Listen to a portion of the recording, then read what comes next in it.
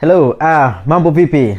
Hatua 16 bora ndio imekwisha hivyo AFCON, na sasa tumehamia hatua nyingine ambayo ni robo finali. Sasa kiupekee kabisa ni namna ambavyo wachezaji hawa ambao nitawataja wanatazamwa. Pengine mmojawapo anaweza akachukua pengine ufungaji bora ama uchezaji bora. Sasa mimi nitazungumzia swala la uchezaji bora. Uniambie kati ya wachezaji ambao nitakutajia nani anastahili kuwa mchezaji bora katika michuano hii. Mpaka sasa unavyoona tukiwa tumefika hatua ya robo finali. Tulikuwa na bonge moja la mechi la Tanzania dhidi ya Morocco, lakini tulikuwa na bonge moja la mechi nyingine ambayo tumelishuhudia jana, Algeria dhidi ya DRC, na mambo yakawa dakika za jioni na vitu kama hivyo. Sasa kingine ambacho nilikuwa nataka nikwambie tu, pale Ivory Coast kuna mchezaji anaitwa Amadi Diallo.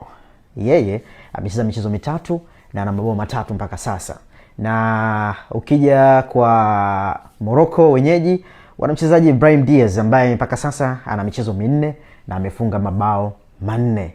Lakini Nigeria kuna Ademola Lookman ambaye yeye amecheza michezo mitatu, mabao matatu, lakini amewaacha wenzake akiwa na asisti 4, akiwa amehusika katika mabao 7 ambao wameyafunga Nigeria mpaka sasa, kuanzia hatua ya makundi na hadi sasa wameingia robo finali. Sasa wachezaji hawa watatu, Ademola Lookman wa Nigeria, Brahim Diaz wa Morocco, lakini kwa pale Ivory Coast Amadi Diallo. Niambie kwenye comment hapo, nani anastahili kuwa mchezaji bora mpaka sasa? Achana mfungaji bora.